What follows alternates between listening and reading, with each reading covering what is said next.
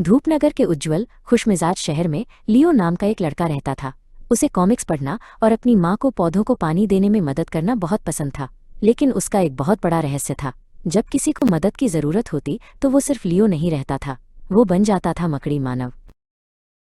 एक दोपहर अपनी खिड़की से बाहर देखते हुए लियो ने पार्क में बड़े ओक के पेड़ के पास खड़ी एक छोटी लड़की मिया को देखा।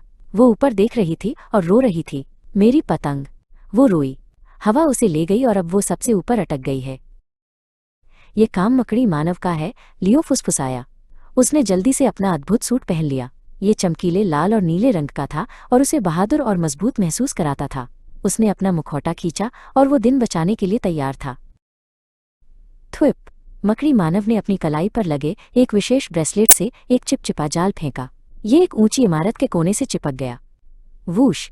वो अपनी खिड़की से बाहर झूल गया, एक सुपर हीरो कलाबाज की तरह हवा में उड़ता हुआ। वो पंख की तरह हल्का होकर पार्क की घास पर ठीक मिया के बगल में उतरा। चिंता मत करो, मकड़ी मानव ने एक दोस्ताना आवाज में कहा। हम तुम्हारी पतंग वापस ले आएंगे। मिया की आंखें आश्चर्य से चौड़ी हो गईं। मकड़ी मानव ने अपना सिर पीछे झुकाया और ऊपर ऊपर ऊपर देखा। पुराना ओक का पेड़ बहुत लंबा था। वो बस रंगीन पतंग को देख सकता था, जिसकी पूंछ सबसे ऊंची शाखाओं में उलझी हुई थी और हवा में नाच रही थी। ठीक है, ये बहुत ऊंचा है, उसने सोचा। चढ़ने की कोई जरूरत नहीं थी। थुप!